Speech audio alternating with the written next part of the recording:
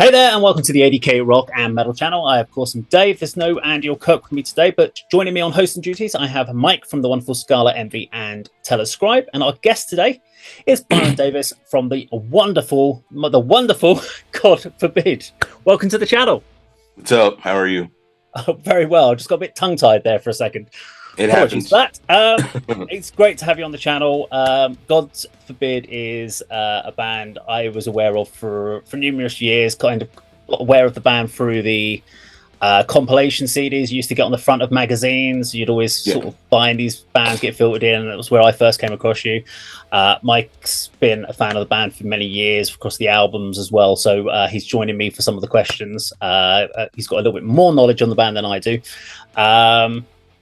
But I really wanted to kind of get straight in and sort of talk back to when the band kind of first started. Because when the band formed, it was the big genre scene at the time was new metal.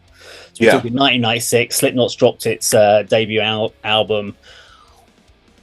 So going out and doing kind of metalcore, what was kind of in the head? Because obviously, as a band, I would assume that the ideal thing would be is if new metal's the big thing, go out and do that. You're probably gonna get more of a crowd to come out and see you as a new metal band, but going out and doing metalcore, what was it like for a band going out and doing that sort of thing? Well, I mean, at the time, we didn't really know or consider it to be metalcore. We came up through the ranks of the hardcore scene. So at that time, we just had everybody doing what everybody did. You know, it was never a thought about new metal as far as trying to infiltrate or become a new metal band. We took the bands that we liked, the influences of that time and our previous, time before the band, and we just kind of turned it into a melding pot to see what we could do. We initially came out sooner, but we didn't like how it sounded, so we kind of just went and hibernated into the basement and Right. just started working on our craft. And it lo and behold, we started again, like I said, playing the hardcore shows, and then we went and played a show in Amish country in Pennsylvania. That's where we met Burn the Priest, A.K.A. Lamb of God. And then, we had a couple bands that were in the scene at the time that we looked up to, Dillinger Escape Plan, For the Love Of. We had some, just watching them guys. And then, for us on the weekends, we would spend it at the rehearsal studio. So even if we weren't jamming, we were at the rehearsal studio. So we started to meet other people in the scene, and, we created a bond, and then we started just seeing what was out there. And then it just kind of grew from there. Candiria was insanity at the time. It's still insane now. And it just happened organically, and then apparently there was a shift where new metal kind of fell out. And then I guess we were dubbed the new wave of American heavy metal, and that was Lamb of God, Shadows Fall, Kill Switch Engage, Unearth, and us, and a couple other bands, man. And we just did it, man. Like it never seemed like a reality as far as moving the needle and becoming some giant musical entity. It was just for us to have fun and hang out with people. I mean, we never chased a record contract. It just came to us. So, I mean, we just ran it like that, man. I mean, obviously now it's totally different where people and technology is cheap enough where you can upload your own material and make it happen for you. This is like pre MySpace or just at the beginning of the MySpace era. You know what I mean? So it was a different time. The internet was still fairly new. I mean, it was out there, but if you didn't really know how to program and you didn't really have money, you kind of worked off the help of others who were into that type of thing to help build, you a website, and let alone try and put music up on a website to promote yourself. So it was just a lot of like hitting the ground running, trying to make it happen as far as trying to create a product and get it out to people and see who liked it and who didn't like it. So I was interested about the idea that there are a lot of people that are into the metal scene now that will have no idea of what pre-internet bands got up to, or pre-Spotify or anything like that, or what the challenges were for a band. So Yeah. when you were first going out and like doing the first album and being out on the road, what were the big challenges that you faced as a band to try and get your music seen by people? I mean, for us, the challenges was just trying to get out, find shows to play.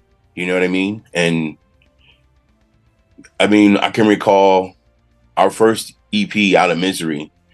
We ended up playing this festival in South Carolina with For the Love Of, and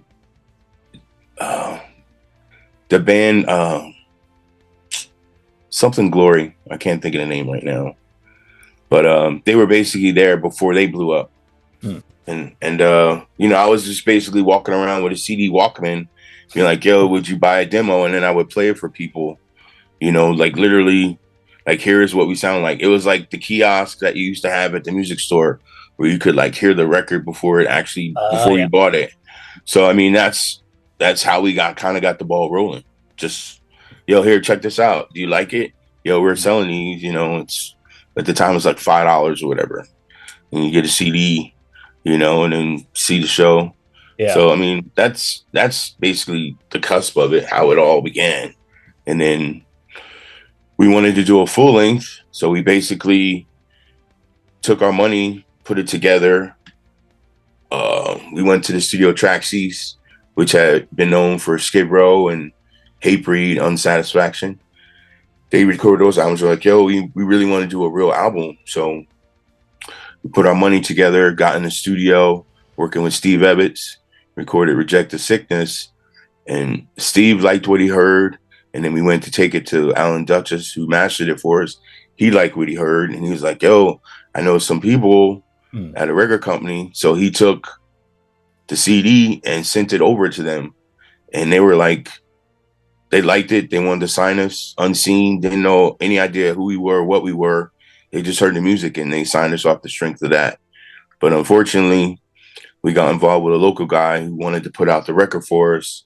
And, you know, he put it out, but Central Media wanted to buy it, but he wanted too much money. So they basically ended up not picking up that record. I think if that record had came out at that point in time, things would have been a little bit different for us, because we were always considered a follower band instead of a band that was actually blazing the trail, so to speak. So hence that album didn't come out on a grand scale, and we got signed with Central Media and they wanted to put out Determination. So we basically ended up finishing that record, and then took about 6 months to write a new record for Central Media. So it's a long drawn out situation that, you know, technically could kind of sound, however you interpret it, as unsatisfied with the results, but I mean, it is what it was, and that's the truth of it. So yeah. Mike? Yeah, so you obviously mentioned everything about so all MySpace and how you started out. Out of interest, what is your view on the current state of the music industry now? So has streaming had an impact on bands currently? Do you think, like back in the day, obviously, again, with the use of MySpace? Well, I mean, honestly, as an outsider that was an insider, the musical landscape is totally different now. Yeah. Where as far as, I mean, the man. The tricky one, yeah. Well, I'm trying to say this without offending anyone. The numbers that people are doing in streaming doesn't necessarily line up with the money that they're getting paid for their streaming. Yeah. And with the fact that the streaming platforms are pretty much owned by the record companies, I guess they bend it to the will of what's best in their interest. You know, because at the time, it's really kind of funny how, like, back in the day with Napster and LimeWire, when that was first coming out, you know, Lars spoke on it. And at the time, people thought he was being, you know, crass about it. But in reality, they were really speaking towards the younger bands because, you know, they came in a time where physical copies were the thing.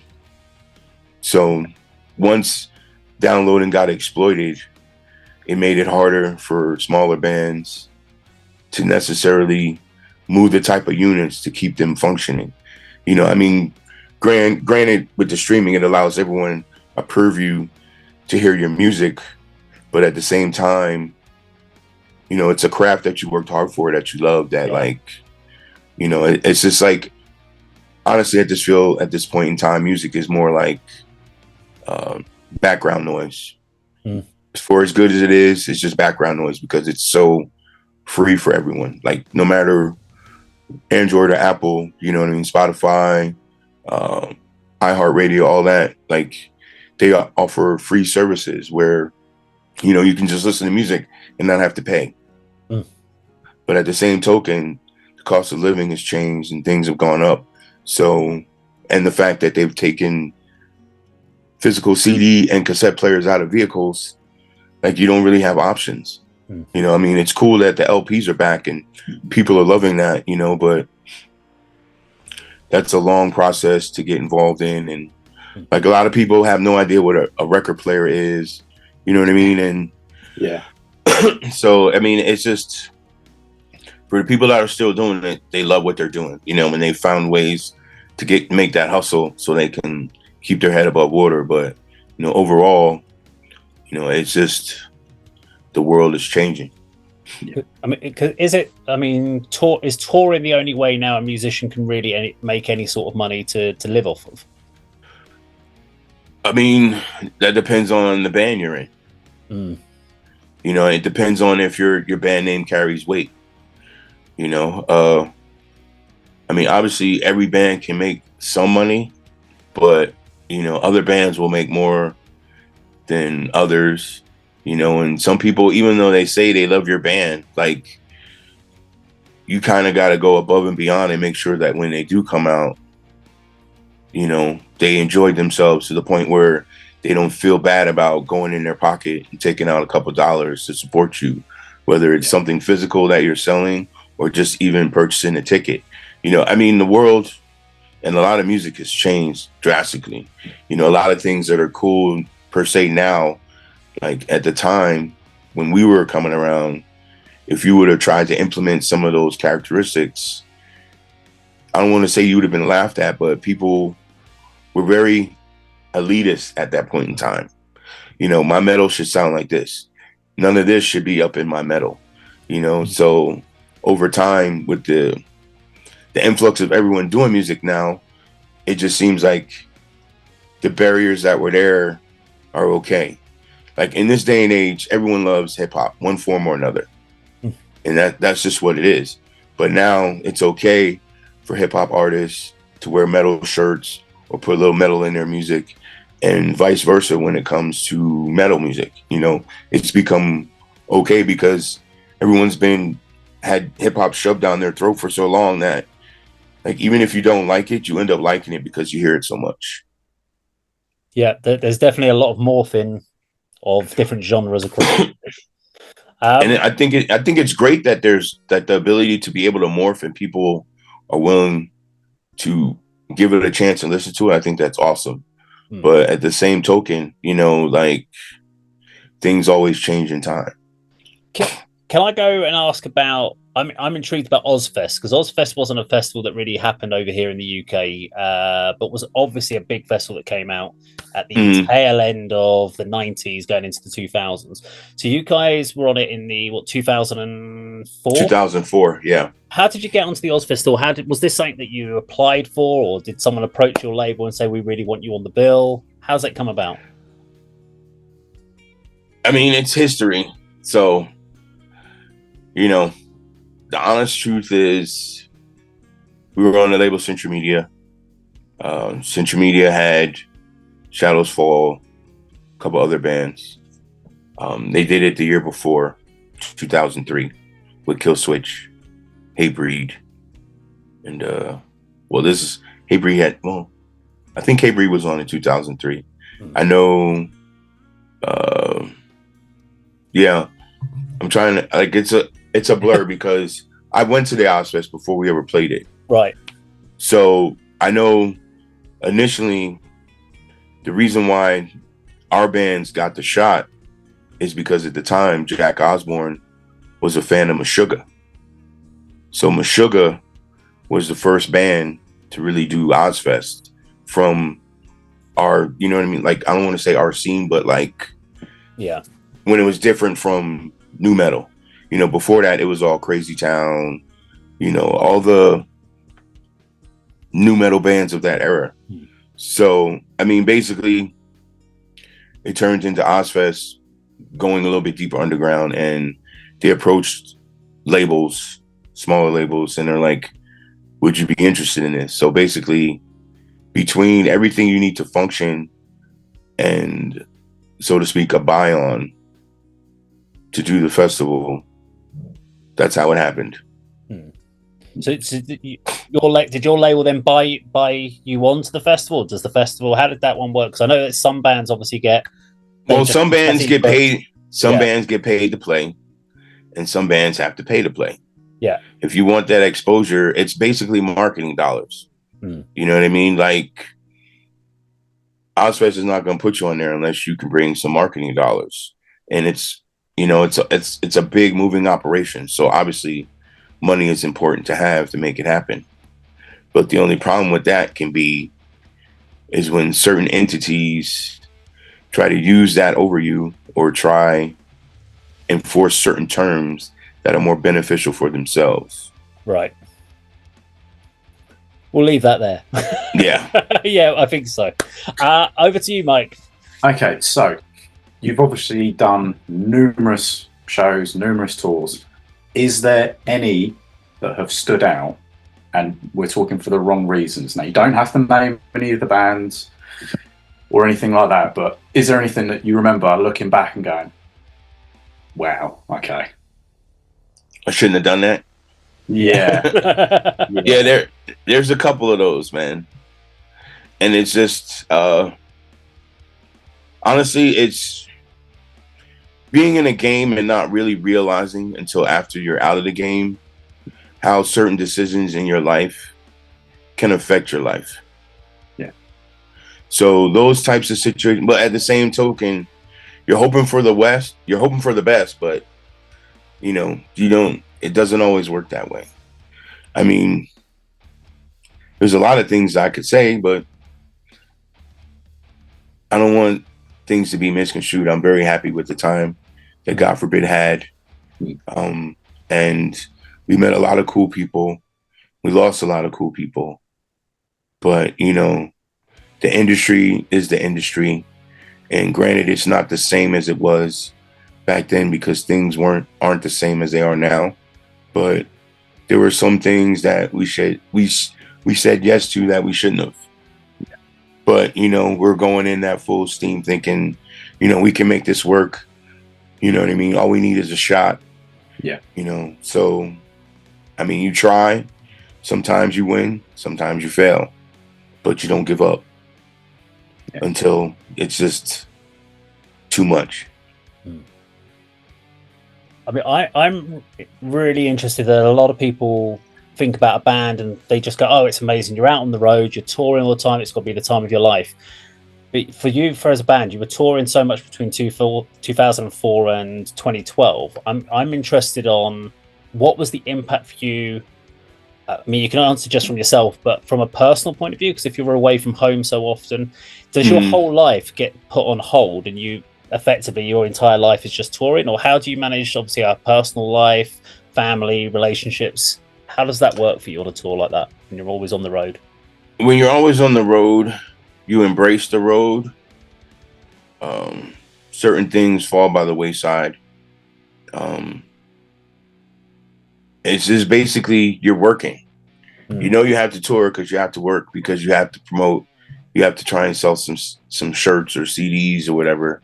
You know, you're trying to get into front of bigger audiences. But while you're out there, you feel insulated from the actual world. When you're out there, it's just you and your guys and who's ever with you.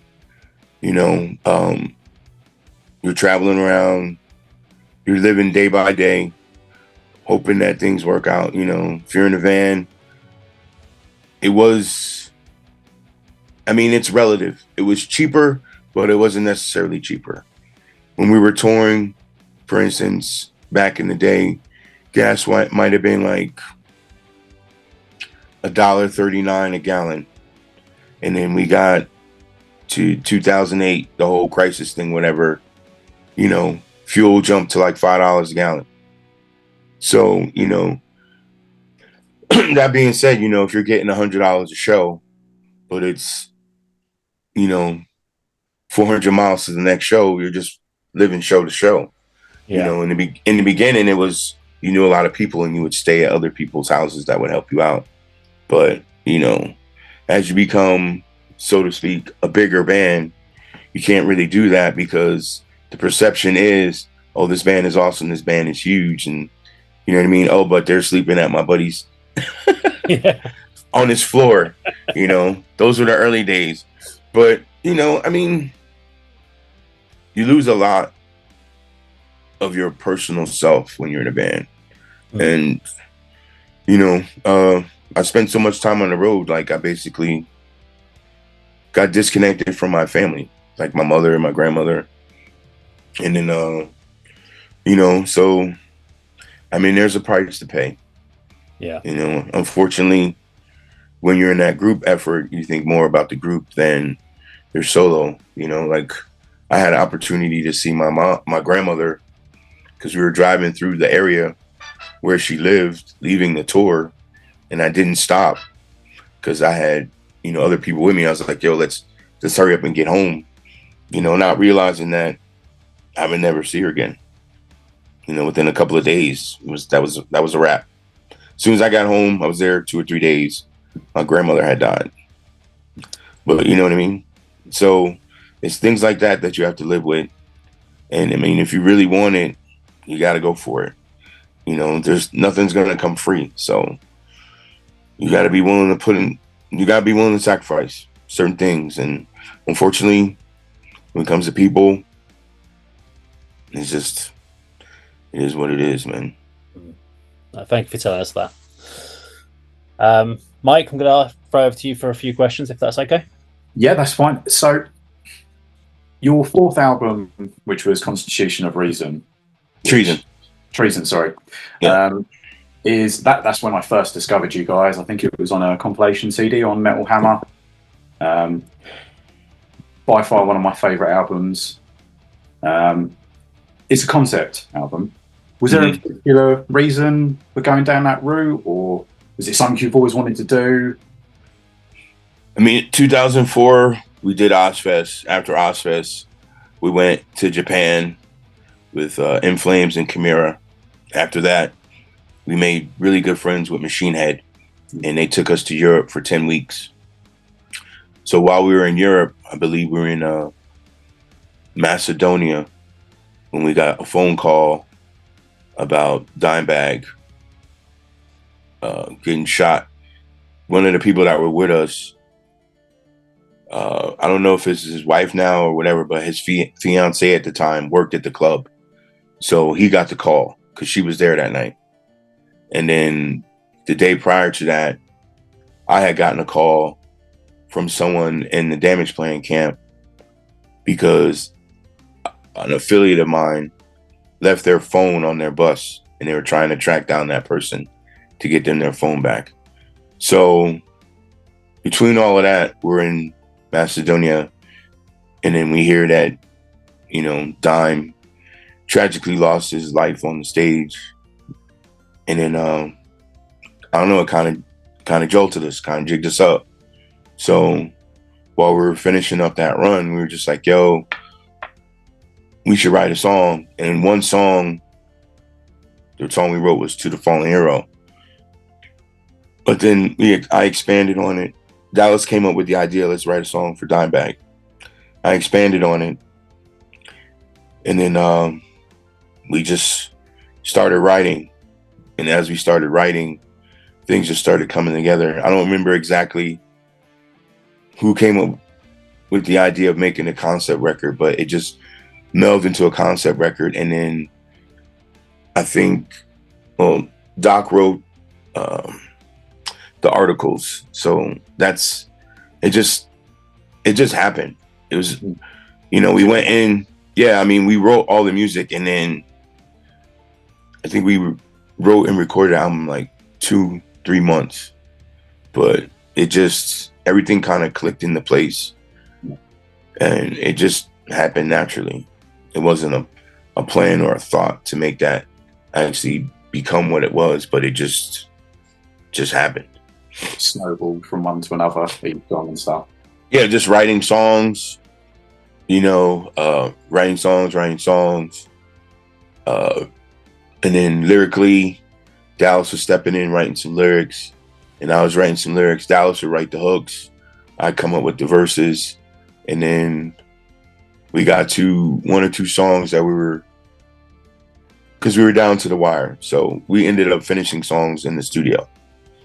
So at that point, we just started penning, and then Doc came up with the articles and the little background story, and then it just morphed into Constitution of Treason. Yeah. And I think the thing that makes it so viable to this day is that all those songs are relevant to what's happening now, and the artwork with the arm falling off, it's a statement piece that, I'm like 20 years later, it's just like, I don't know. It's a weird, it's a weird place when you really think about it. Because if you really delve into the story and read everything, like that is now. Now, so you've done quite a few albums. Is there one that stands out that is your favorite, you're really proud of? It's probably something that, I mean, I'm proud of all the albums. There were definitely different places in my life when we recorded them, but it's not necessarily albums that I'm so proud of as much as particular songs. Like certain songs, give me goosebumps.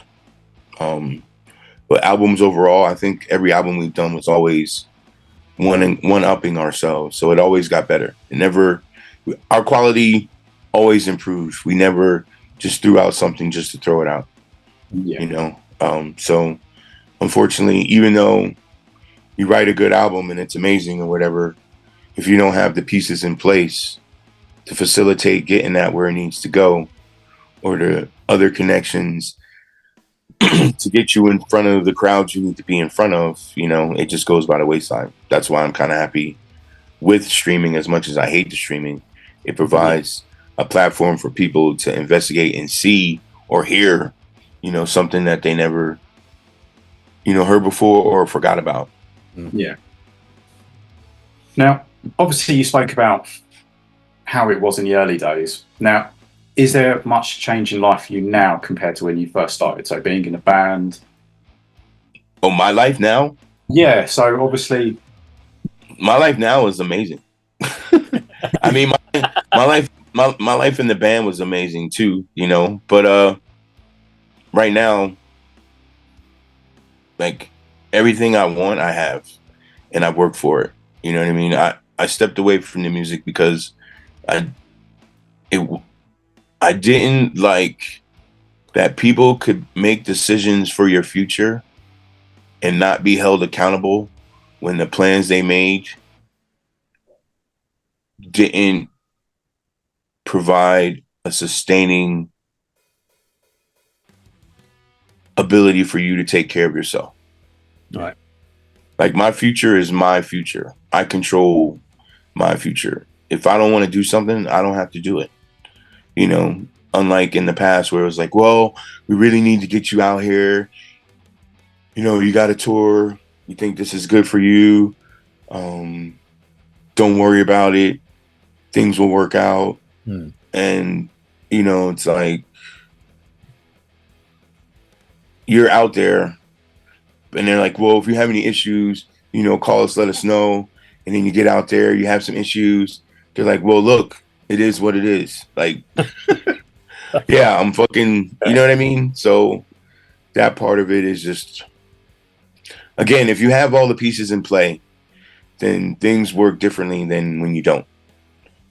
But, as far as life now, like I control, like I said, what I do, what I don't do. I reap the benefits of the time that I put in every day in my life working, and I have my family now. I lost a lot of my family, but now I have a wife and I have a son. And for me, my time is over. So everything I do now is for them and his future. So he has an opportunity to be and do what he wants to do. You know what I mean? Like, as much as I love music, like I can never, like for a long time, I put the music away, man. Like I wouldn't even listen to music. And then I slowly started listening again. And I found some of the newer bands that really intrigued me. Like, so it brought that fire back in the pit of my stomach. You know what I mean? But I mean, as far as everything that we've been through, I'm not going to say I wouldn't change a couple things, but those things were needed for me to get perspective on what's really important. Yeah. So I'm going to throw it back a little bit to 2009. So at that point when Dallas left, I mean, we've all been there when musicians go. Did you ever have a sort of a fleeting moment where you thought, shit, what do? Do we carry on? Do we just call it a day? I mean, I'm not gonna ask. Well, here's the thing. Like Dallas left the band. All bands have internal issues. Yeah. I haven't spoken to Dallas. The last time I think I spoke to Dallas was maybe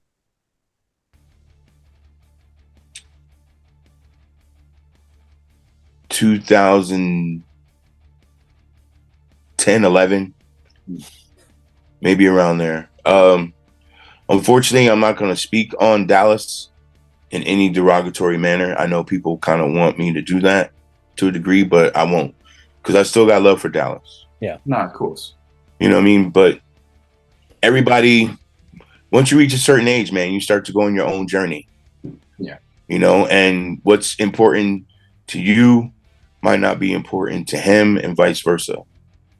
So, I wish him all the best, and unfortunately, he's at this point in time, he's lost both of his parents, like, because he is Doc's brother. Yeah. So I grieve for him on that front, because I know what it's like to lose your parents. But Dallas is a phenom. When he's got his shit together, he's incredible. Yeah. He can do some crazy, interesting things. But again, we're all on our own paths, man. And you have to find his light.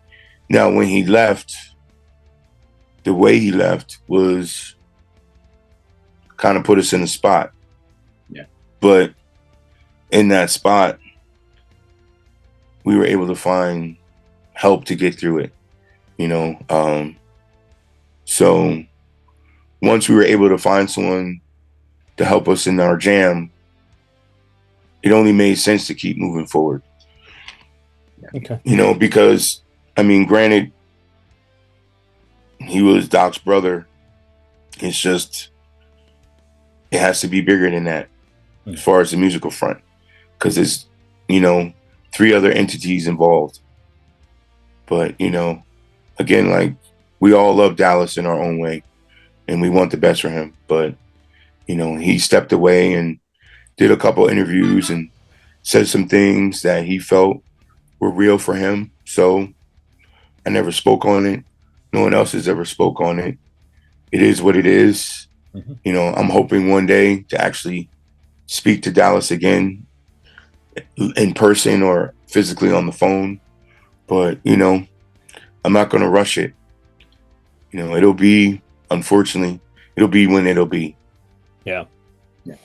No, that's fair enough. I want to talk about 2022, and you did the Blue Ridge Rock Festival.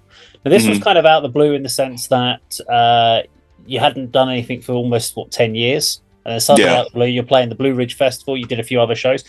Now, was this something that the band sort of had chatted about beforehand and said, do you know what, should we come back? Or was one of you approached by the festival and said, we'd really like you on this festival bill? How did it all come about? I mean, honestly, I don't know. Right. Okay. Well, because the idea was the idea was brought to us through Doc. Right. Okay. So that's the extent of all I know. All I know is someone came to him and spoke on it. He brought it to us. And, you know, it's tricky.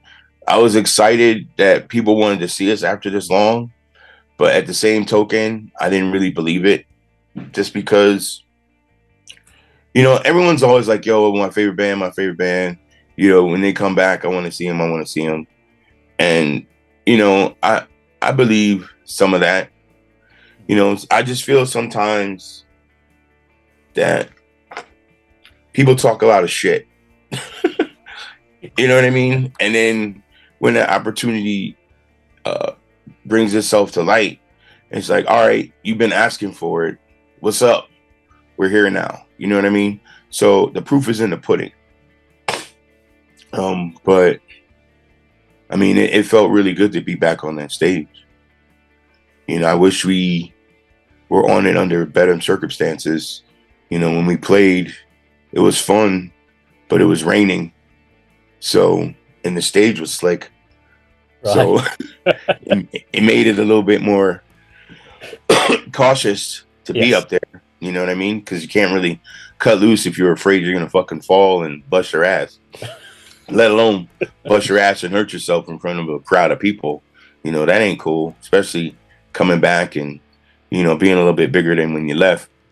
But, you know, then my kid was there, so that was awesome. He got to actually see me live. He's always seen the videos on YouTube and been upset that he was never there for the shows. And it's just like, yo, bro, you weren't even born yet. So the opportunity for him to see it now, it was awesome. But yeah, so I mean, we just it came through. We decided it was something we wanted to do, and we did it. You know, it was an interesting experience. Because I know that the 2023 Blue Ridge Festival has been a widespread disaster, as they put it. I think that's the best thing. Organization. Did you see it? Was there anything like that you could have seen in the 2022, or was it just the case that whoever did the 2023 had completely fucked up and 2022 was fine? Well, I mean, there was issues in 2022, but I mean, there weren't. Let me see. There was issues. Widespread. No, I mean, like from what I saw when I was there in 22, the biggest issues was accommodating people to get to and from their vehicles. Right. You know what I mean? Other than that, I mean, they had catering. Yeah. You know, we ended up having a dressing room. So, I mean, I didn't really see too much of the festival because since it was my first time back, like I used to be known as the Wanderer. So when I would go to shows, like I would play, and then after we played, no matter how big it is or whatever it was, I'd be hanging out in the crowd, roaming around. You know what I mean? But at this point in my life, I just kind of feel less is more. You know what I mean? Just because with the whole COVID thing and all that other crap, you know, you got to be on your guard because you never know. Not saying that, you know, everyone that shows is infected, but, you know, there's a lot of sweaty people, a lot of drunken people. There's a lot of coughing. You know what I mean? Yeah. So and people in close proximity. So you just gotta be careful. And I'm not saying that people are dirty or nothing, but you know what I mean? No one knows how COVID really spreads. They have ideas, but no one really knows. You know, it's airborne, so it's going to be wherever. But, you know, for the most part, like we had fun. And then I think now at this point in my life too, I can't do things that can affect my normal day-to-day activities. But I mean, like I said, like that year 2022, it felt good. It was fun. It made me want to do it again, but glad we didn't do it again if we had gotten an offer, because it turned into total shambles. I don't know. It's just America's trying to get ready, but they're just not really ready for festivals on the scale of UK and European festivals. Oh, okay. You guys have got that shit dialed in. You've been doing it so long. You have all the right pieces in place, and you make it function properly. America's still new to that. You know what I mean? They don't really. They're getting it, but they just don't have it down pat yet. And you have certain people that do all of those festivals in Europe and the UK. Here you have multiple people trying to do those festivals. Some of them get it off because they already know here in the US, but then there's always someone that's a new person trying to do it, or, you know, thinking that they can squeak by on the finances and make it work a little bit cheaper. And it just doesn't work that way. It's a lot of moving parts, a lot of people involved, you know, a lot of conditions that need to be concerned with. And it's not even necessarily artist conditions. It's about the concert goers conditions, you know what I mean? Yeah. Proper bathrooms, proper medical, you know, proper hydration. You know, it's all those types of things that are more important when it comes to those festivals. Because the last thing you want is to throw those festivals and have people dying at them. So, you know, so I think that's just the most important thing, is to really, if you had it work one year, if anything, the next year you do it, stick to the format of the previous year, and maybe add a couple extra dollars on the back end to make sure that any problems you had that first year have been corrected the following year. And, you know, it doesn't seem like that took place. But I can't say, because I wasn't there, I wasn't part of it, so I don't know what the hell happened. No, I think there's still a lot of people trying to work that one out. Mike? So, obviously, on your last run of tours, you've had Nick Hipper, formerly of As I Lie Dying, join you. How did that come about? Is that, you know, did you guys run in the same sort of circles back in the day? We've known Nick Hipper since the early days, the way back days. I've seen him around, but I didn't really get to know Nick until we did the Lamb of God, As They Dying Children of Bodom, on that when Lamb of God did the Sacrament tour. That was like 2009. So we've known him since then. And you know, for us, I mean, for God forbid to be God forbid, for those shows, we needed someone from our era who understood the music. Yeah. If that makes sense. Yeah.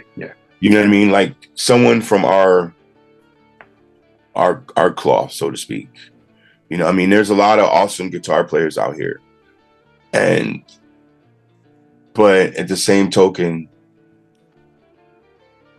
you just can't pick anyone. You got to pick someone that you feel comfortable with, someone you have history with, someone who understands the history of the band, respects the history of the band, respects the craft, and is just an all-around good, awesome person. Yeah. So we've asked Nick, and Nick has graciously, every time we've asked him, he said yes. So, and it's always been an awesome time when he does, and we go. So, I mean, Nick is a stand-up, awesome dude. So, okay. I have the last question then for this evening, before we have to let you go, unfortunately. But I guess with the ease now of, as you said, home recordings, DIY recordings, putting music out there, can we expect any new music from God forbid at some point in the future? You knew that question was going to come. Someone, I knew it was. Ask it. I knew it was coming. I mean, I won't hold you to a time frame. Just saying any point from now to eternity. Let's just I can see it happening. But we're having a group meeting together today later. So I don't want to say too much, but like, I mean, I'm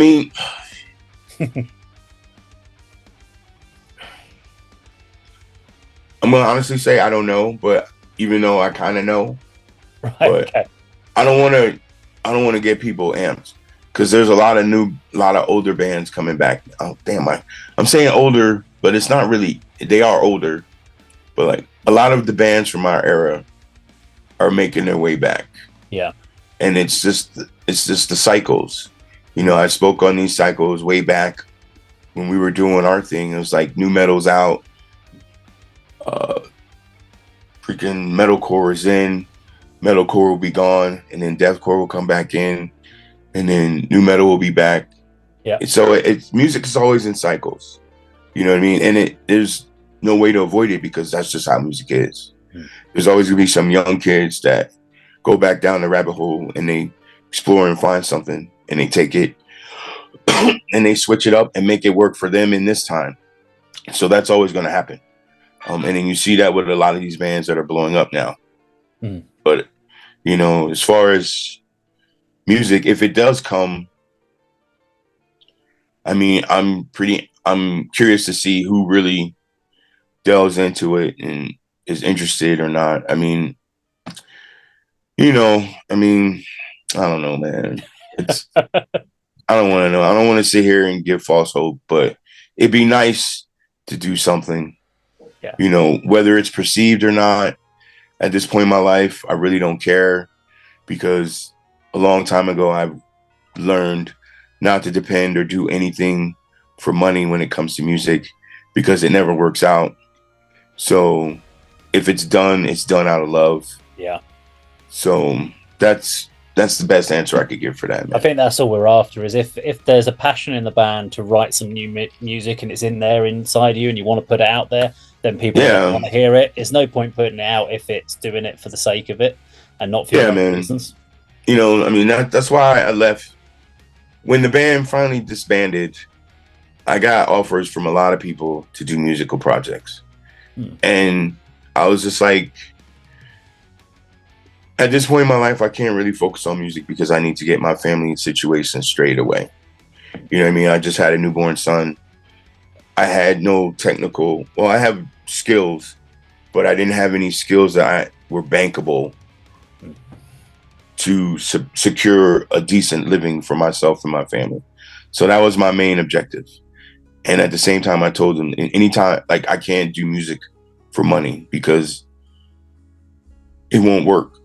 Yeah. You know what I mean? And people thinking like that, between that and people thinking that, oh, we're going to get this guy in this band and we're going to start touring. It's like, no, bro, like I don't have the energy nor the patience, desire to want to start from scratch and have to claw through thousands of bands, you know, trying to convince people that this is it. This is the shit.